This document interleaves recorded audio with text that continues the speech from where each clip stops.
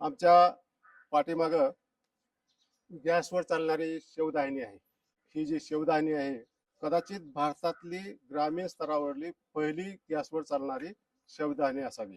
या गावाने सामूहिक निर्णय घेतलेला आहे की कुठलंही प्रेत लाकडामध्ये जाळायचं नाही. 100% प्रेत याच शेवदाहिनीमध्ये जाळली जातील. आणि हे गाव आहे, क्रांतिकारी जे गाव आहे ते आहे पुणे जिल्ह्यातील नारायणगाव. ही ग्रामपंचायत आहे. ही ग्रामपंचायत जरी असली तरी या गावाची लोकसंख्या जवळपास 70 ते 75 हजार एवढी आहे. या गावाबरोबरच काही आजूबाजूची गावं सुद्धा इथं अंत्यसंस्कार करण्यासाठी येत असतात. तर एकदम नाविन्यपूर्ण असा हा उपक्रम आहे. त्यामुळे या ग्रामपंचायतचे सर्व सदस्य असतील, सगळे गावकरी असतील आणि विशेषतः त्याचे सरपंच असतील, त्यांचे अभिनंदनच करायला पाहिजे. आणि ही जी संकल्पना आहे ती संकल्पना पूर्ण भारतामध्ये राबवण्याची गरज आहे. त्यामुळं आपला निसर्ग वाचण्यास मदत होणार आहे. तर माझ्या बाजूला सर्व हे गावकरी आहेत आणि या गावचे प्रथम नागरिक सरपंच सुद्धा आहेत. त्यांना बाबू भाऊ म्हणून सर्व ओळखतात, परंतु त्यांचं खरं नाव जे आहे ते योगेश पाटे आहे.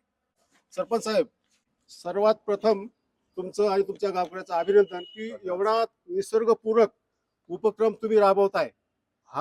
त्याबरोबर नाल्यामध्ये दुर्गंधी येऊ नये म्हणून तुम्ही ईएम सोल्युशन पण सोडताय. हे 2 नवीन उपक्रम आहेत. तर हा जो गॅसवर चालणाऱ्या शेवदाहिनीचा जी संकल्पना आहे तुम्हाला कशी सुचली? आणि मी जे ऐकलं ते खरं आहे का, इथं लाकडावर कुठलंही प्रेत जाळलं जात नाही? 100% खरं आहे सर. खरं तर ही संकल्पना आमचा सगळा ब्राह्मण संघ होता आहे म्हणजे, तर त्यांनी आम्हाला पहिलं कागदावर मांडली होती की आपण गॅस शेवदाहिनी आपल्या भागात केली पाहिजे. आणि त्या माध्यमातून त्यांनी त्यांचं स्वतःची निधी 10 लाख रुपये हे ग्रामपंचायतला देऊ केले होते. मग हे करत असताना आमच्या जिल्हा परिषद सदस्य आशाताई बुचके होत्या. त्यांच्याकडे हा विषय आम्ही कानावर घातला आणि आशाताई बुचक्यांनी कलेक्टरना सांगितलं. राव म्हणून कलेक्टर होते, त्यांना तो प्रोजेक्ट सांगितला आणि त्यांनी सुद्धा नाविन्यपूर्ण योजनेमधून आम्हाला तो निधी उपलब्ध करून दिला. निधी उपलब्ध झाला, काम चालू झालं, काम संपलं. त्या दरम्यान कोविड आलं आणि कोविडच्या काळात याची उपयुक्तता एवढी प्रचंड वाढली सर. कारण आपली जी सगळी लोक होती आमची, जी पुण्या मुंबई सारख्या ठिकाणी जाऊन हॉस्पिटलला ट्रीटमेंट घेत होती, पण तिथं काही दुर्दैवाने जो मृत्यू येत होता त्यावेळेस ती लाईन लागत होती सगळी. आणि त्यावेळेस जवळ सुद्धा कोणी पुण्या मुंबईत येऊ देत नव्हतं. म्हणजे 100-150 फुटाहूनच सगळं अंत्यसंस्कार बघायचा किंवा करायचा. मग त्या माध्यमातून खर तर पुण्याला असू द्या किंवा आजूबाजूच्या हॉस्पिटलला असू द्या, त्यावेळेस ज्यावेळेस ग्रामपंचायत पत्र देत होती की आमच्याकडे गॅस शेवदाहिनी उपलब्ध आहे, त्या माध्यमातून ते बॉडी कुटुंबाच्या ताब्यात होती आणि कुटुंब सुद्धा इथे येऊन अंत्यसंस्कार स्वतःच्या डोळ्यांनी आणि खर तर दर्शन घ्यायचं काम जे आपल्याकडे पवित्र मानलं जातं आपल्या नातेवाईकांचं किंवा आपल्या ह्या सगळ्या माध्यमातून ते होत होतं. हे करत असताना खर तर आपण फक्त नारायणगाव पुरता विचार नाही केला सर. त्याही वेळेस आम्ही आमच्या जुन्नर तालुक्याचा असेल, आंबेगाव तालुका असेल, खेड असेल, पारनेर असेल, संगमनेर असेल, शिरूर असेल, सर इथं बसून लोक आमच्याकडे आली आणि आम्ही ते एकही रुपया न घेता मोफत सगळ्यांचे अंत्यसंस्कार त्याही काळात केले. आता पण करतोय नाही सर, सांगतो ना. त्याही काळात बघा, कोरोनामध्ये तर सर कोण कोणाला जवळ येत नव्हतं, पण आमची ही सगळी टीम आहे काम करणारी. कर्मचारी असतील आमची ग्रामपंचायतची, राजे शिवछत्रपती प्रतिष्ठानची टीम असेल किंवा आमची ग्रामपंचायत सदस्य सुद्धा असतील, यांनी कधी घरात राहिले. आम्ही सगळेजण क्वारंटाईन होतो सर 2-3 महिने. मग आम्ही कुटुंबाकडे जायचं नाही, कुटुंबाला आपल्यामुळे त्रास नको, पण गावाच्या बाबतीत जे काही काम आहे ते मात्र आपलं करणं जबाबदारीचं आहे. त्या माध्यमातून सर एका दिवसात आम्ही 14 अंत्यविधी केले, सकाळी 7. एवढी कोविडची दुसरी लाट बाहेर. पण त्यानंतर असं झालं की आम्ही सगळे गावकरी बसलो, गावकऱ्यांच्याही लक्षात आलं की प्रोजेक्टची उपयुक्तता काय आहे. आणि सगळ्यांना आम्ही सगळे बसल्यानंतर ठरवलं की इथून पुढे आपल्याला एकही प्रेत, एकही अंत्यसंस्कार हा लाकडावर करायचा नाही. कारण त्यांच्याही लक्षात आलं आणि तेव्हापासून सर, पण गावकऱ्यांनी आम्हाला हे पण सांगितलं, जर आपण हे करणार नसेल तर मग मात्र ग्रामपंचायतच्या माध्यमातून एकही रुपयाचा निधी आपण गावकऱ्यांकडून घ्यायचा नाही. आणि त्या माध्यमातून आज हा जो काही 10,000 खर्च येतो एका अंत्यसंस्काराला, साधारण एकही रुपयाची पावती ग्रामपंचायत घेत नाही. स्वेच्छेने काही दिलं तर ते आम्ही ते जो आपण हे केलाय, फंड केलाय, त्याच्यात पैसे येतात. परंतु एकही रुपयाला आम्ही कोणाकडूनही पैसे घेत नाही. आजूबाजूच्या अनेक लोकांचे सुद्धा आता इथे यावं लागले, आमच्या जवळपासच्या गावांमधले, की इथं अंत्यसंस्कार होतात आणि आम्ही तो फ्री करायचो. काय मोजक्या शहरामध्येच अशा गॅसवर चालणाऱ्या शेवदाणे आहेत. हो. आणि बाजूला शेवदाणे असते आणि समोर लाकडावर चिता जळत असते. असं अनेक मोठ्या शहरामधले चित्र आहे. सगळीकडे म्हणजे सर. शहरातली माणसं सुद्धा आणखी या शेवदाण्यापेक्षा लाकडावर लाकडावर. जाळण्याला, हो. अंत्यविधी करण्याला महत्व देतात. मग तुम्ही कसं काय गावकऱ्याला वळवलं की आता मी लाकडावर अंत्यविधी करणारच नाही? फार मोठी गोष्ट आहे. काय मोठी गोष्ट होती. सुरुवातीच्या काळात थोडा त्रास झाला. हं. काही लोक जाणीवपूर्वक म्हणायचे नाही आपल्याला लाकडावरच करायचं. हं. परंतु आम्ही त्यांच्या घरी जाऊन बसायचो, त्यांना कन्व्हिन्स करायचो, त्यांना सांगायचो. हं. आणि ग्रामसभेने एकदा ठराव घेतल्यानंतर मात्र आमच्या लोकांची वैचारिक भूमिका बघा, शिवजन्मभूमी आहे आमची. हा.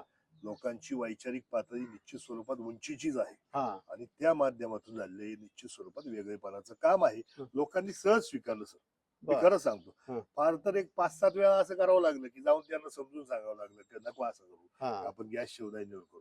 बरं. पण मॅक्झिमम जवळजवळ 90% पेक्षा लोकांनी ते एकदा झालं तर त्यांनी सहज सहज स्वीकारलं. हं. आणि खरं तर हे लोकांचं यश आहे. हं. मी एकट्याने किती जरी ठरवलं हा. असतं तरी मला ते शक्य झालं नसतं. बरोबर. सर हे झाल्यानंतर आमच्या तालुक्यात आता 4 गॅस शेवदाणे उभे राहिल्यात बरं. आणि त्यातली राजुरी एक जे गाव आहे हा. ते सुद्धा संपूर्ण अंत्यविधी हे लाकडावर बंद केले त्यांनी गॅस शेवदाण्यामध्ये. म्हणजे तुम्ही सर्वांना दिशा देणारं काम सर्वप्रथम उभारलं का? सर दिशा देणारं काम गावकऱ्यांच्या माध्यमातून हा ना, मग झालं. सगळं हो, सर्वांचंच हो, एक मत आहे हो, त्यामध्ये. हो, हो. आता आपण मधून पाहता येईल का हे? हो सर, येईल ना बा. आपण त्याच्या अगोदर बांधकामासाठी किती खर्च आला आणि त्यामध्ये मधलं जे मशिनरी आहे त्यासाठी किती आला? संपूर्ण याला सर 72 लाख रुपयाचा निधी आम्हाला मंजूर झाला होता. हं.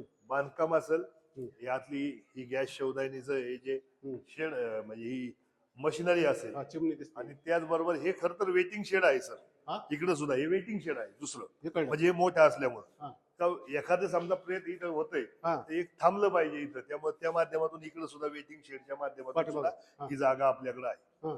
सर आतापर्यंत ह्या त्याला 72 लाख रुपये खर्च आला आणि 1.5 वर्षामध्ये ते काम बांधकाम आपलं हं. पूर्ण झालं होतं. कारण याचं तोपर्यंत इस्टिमेट किंवा हे कसं करायचं हे जिल्हा परिषदच्या अधिकाऱ्यांना पण माहित नव्हतं की हे बसवायचं कसं. हा. त्यामुळे थोडासा वेळ गेला हा. पण ते चालू झालं सर.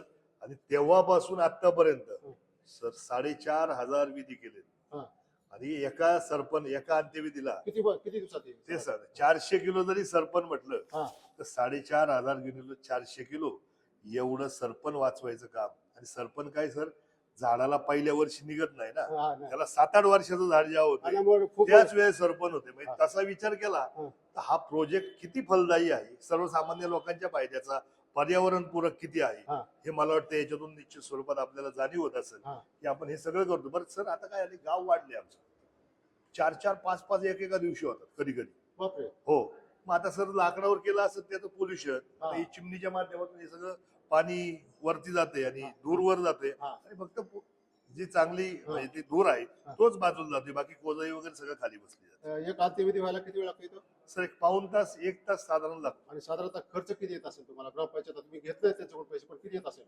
सर साधारण एक कमर्शियल जी गॅसची टाकी आहे 19 किलोची हा. ती लागती. आणि बाकी जो काही मेंटेनन्स समजा लाईट लागते त्याला, हा.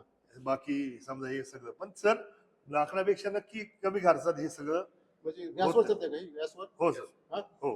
गॅसवर? गॅसच्या टाक्या इथं बाजूला आहेत सर. बरं. हो. तिथून काय होतं इथं? तिथून सप्लाय होतो. हा. इथं फक्त इथं हे आहे इंजेक्शन, दाखवा, की जे ते दाखवा. इंजेक्शन आहे ते. हा. की जिथं पहिला फॅन चालू करावा लागतो हा. आणि मग गॅस चालू केला हा. की ते रेग्युलेटर चालू केले हा. की तो गॅस तिथं पेट घेतोय, कारण त्याला ती स्पार्क होतो. सगळीकडे गॅस सुटतो का मग? हो. ते सर 2 ठिकाणी बघा 2 बर्नर आहेत. हा, एक मिनिट. तो एक बर्नर आणि हे एक बर्नर. हा. हा. या बर्नर मधून पण येतो आणि या बर्नर मधून पण ते बरं. गॅस शेवदाईचा फ्लेम येतो बरं. आणि मग ते अंत्यविधीचा सोपस्कार पूर्ण. तर अंत्यसंस्कार चालू असेल हा. आणि अचानकपणे जर लाईट गेली हा. तर त्यासाठी जनरेटरची पण सोय उपलब्ध करून ठेवली. आपण तुम्ही गॅसवर चालते म्हणता, लाईटची गरज काय? लाईटची गरज याच्यासाठी आहे की जिथे तिथं आतमध्ये जो धूर तयार होतो हा. ते उचलण्यासाठी तर तुम्हाला फॅन लागतात. ती जी वरती एक्झॉस्ट आहे हा. त्याच्यासाठी खरं तर लाईटची गरज आहे. धूर वर खेचण्यासाठी हा, ते सगळं पूर्णपणे उचलून घेते. एक्झॉस्ट फॅन आहे. एक्झॉस्ट फॅन आहे. हा. आणि जर त्यावेळेस समजा लाईट गेली हा. तर मग मात्र याची गरज आपल्याला लागते जनरेटर. जनरेटरची. बरं. आणि त्या माध्यमातून ती सुद्धा सोय आपण इथे व्यवस्था ती सगळी करून ठेवलेली आहे. ही बरं. ट्रॉली आहे. हा. याच्यावर प्रेत इथं हा. ठेवल्यानंतर ते हो. चाक दिसता इथं. हो हा. मग हे मागं पुढे करता येते का? हो करता येतं सर. हा? थोडस जास्त जड हा. जातं, परंतु हे मागं पुढे याच्यासाठी आहे की याच्यावर जर ठेवलं आपण प्रेत, हा हा तर प्रेत इथं ठेवून ही ट्रॉली पुढपर्यंत लोटायची हा. आणि त्याच्यानंतर तिथं आपल्या याला हा रॅम आहे, हा त्याला इलेक्ट्रिक आहे तो. हा ते इलेक्ट्रिक चालू केलं हा. की रॅम ह्या पद्धतीने काम करतो आणि बॉडी पुढं आतमध्ये लोटती बरं. आणि मग ट्रॉली आपण मागे ओढून घेतली हा. की बॉडी तिथं व्यवस्थित अंत्यसंस्कारासाठी तिथं आतमध्ये जातो. म्हणजे फिरतंय सर काही हो पुढे जाते हो मध्ये जाते ती. हो मध्ये जाते. बर बर. ह्या अशा पद्धतीत हे काम होतंय सर.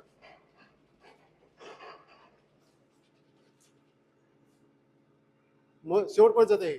हो ती अजूनही पुढे जाते सर. बर. ठीक आहे तिथपर्यंत जाते आणि मग तिथून आपण हे मागं थोडं खेचर आणलं हा बरोबर ती बॉडी तिथं बॉडी पुढे जाते. हो. तिथून खाली कशी टाकली जाते body? नाही काय नाही ती पुढे गेली खाली उतरते हा. आणि हे फक्त आपण मागे ओढून घ्यायचं म्हणजे आपण बॉडी तिथं सेट होऊन जाते या पद्धतीत. हा हो. हा हा. तर म्हणजे थोडं सेमी ऑटोमायझेशन केले तुम्ही. हो ज्या एका टायमाला ज्या आपल्या गॅसच्या टाक्या आहेत एका टायमाला 12 टाक्या कंटिन्यू चालू असतात. म्हणजे ज्यावेळेस आपण तिकडे ब्लोअर चालू करतो त्यावेळेस हा गॅस तिथं ब्लोअरला जाऊन टच होतो. ज्यावेळेस जे आपला प्लग असतात ते हा. प्लग जर स्पार्किंग झालं का हा गॅस पेटतो. हा गॅस पेटला का त्याचा एकदम ब्लोअर असा बॉडी होऊन जातो. बर. हा आणि एका वेळेस ह्या 12 टाक्या चालतात. एका बॉडीला एक टाकी लागते. साधारण एक टाकी लागते. हे 12 टाक्या लावल्या हा हा 12 अंत्यसंस्कार हा अंत्यसंस्कार. ज्यावेळेस आपण एखादा अंत्यविधी करण्यासाठी जे बॉडी येते हा. बॉडी पहिल्यांदा आपण याच्यावर टेकवतो. हा. याच्या मार्फत आपण बॉडी ती आतमध्ये शिफ्ट करतो. हा. आतमध्ये शिफ्ट केल्यावर प्रथमतः आपण पहिल्यांदा जो गॅसच्या टाक्या बघितल्या हा. होत्या तर त्या टाक्या पहिल्या चालू करून घ्यायच्या. हा. त्याला प्रत्येक एक विशिष्ट ठिकाणी वॉल आहे. एक आतमध्ये वॉल आहे हा. आणि एक ह्या ठिकाणी वॉल आहे. म्हणजे ह्या ठिकाणी वॉल चालू करायचा. हा वॉल चालू केल्यावर हा गॅस इथं जाऊन थांबतो. कुठं? ह्या ठिकाणी ह्या बर्नलच्या ठिकाणी या ठिकाणी हा गॅस इथे येऊन थांबतो. हम्म. एक छातीवरती असतो हम्म. आणि एक पुढून हेडला असतो. या ठिकाणी 2 ठिकाणी स्ट्रोक होतो हा. बॉडीला. हे जो पुढे पॅनेल आहे इलेक्ट्रिक लाईटचा पॅनेल हा. लाईटचा पॅनेल झाल्यानंतर पहिलं आपल्याला जास्त हवेची गरज असते हा. यासाठी. हा तर स्टार्ट पहिल्यांदा अपलोड चालू करतो. गॅस साठी जो स्ट्रोक लागतो हा. ब्लोअर असतो वरती फॅनला फिरवण्यासाठी पहिला आपण हा फॅन चालू करतो ब्लोअर. हा ब्लोअर चालू केल्यावर आपण गॅस पेटवतो. साधारण आवाज जास्त येतो त्याच्यामुळे डायरेक्टली पेटवून दाखवतो. बर.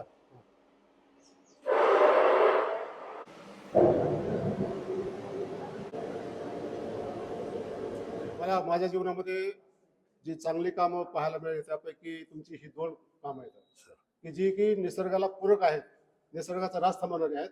त्यामुळे परत एकदा तुमचं सर्वांचं अभिनंदन सर. करतो. आता तुमच्या माध्यमातून मी खरं तर सरकारला पण विनंती करेन हा की जिथं जिथं तुम्ही गॅस शेवदाण्या उभारताय किंवा इलेक्ट्रिक शेगड्या हा. उभारताय तिथं तिथं ग्रामसभेचे पहिले ठराव घ्या हा. की आम्ही हे 100% करू, हा तर ते पैसे दिले पाहिजे. नाही तर नुसतेच पैसे द्यायचे दाखवायला पांढरा हत्ती उभा करायचा आहे आणि त्या माध्यमातून साध्य काही होत नाही.